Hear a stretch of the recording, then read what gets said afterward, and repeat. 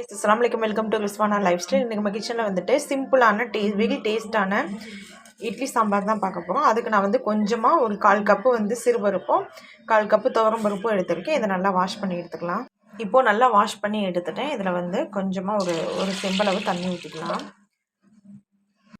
இது கூடவே ஒரு 1/4 டீஸ்பூன் மஞ்சள் தூள், ஒரு 10-15 சின்ன வெங்காயம், இது கூடவே 2 தக்காளி,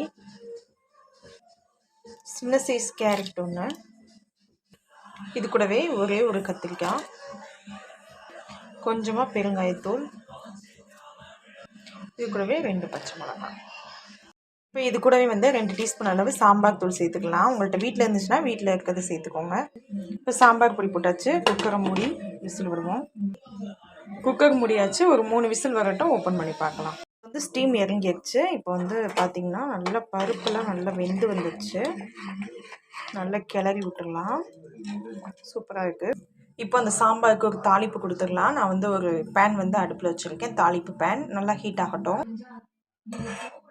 2 டீஸ்பூன் அளவு ஆயில், 1/4 ஸ்பூன் ஜீரகம், 1/4 ஸ்பூன் கடுகு சேர்த்துக்கலாம். இப்போ இது கூடயே வெள்ளைப்பூண்டும் கருவேப்பிலையும் சேர்த்துக்கலாம். இப்போ நல்லா வதங்கிடுச்சு. இதை சாம்பாரில் ஊற்றிடலாம். தாளிப்பு ஊற்றியாச்சு. இப்போ நல்லா கொதிக்கிட்டோம். அதில் கொஞ்சமாக தண்ணியும் சேர்த்துக்கலாம். நல்லா கிளறி விட்டுக்கலாம். நான் இதில் உப்பு போட மறந்துட்டேன். கொஞ்சமாக உப்பு சேர்த்துக்கலாம். உப்பு சேர்த்து கலந்து விட்டுக்கலாம். இது கூடவே கொஞ்சமாக கொத்தமல்லி தழை.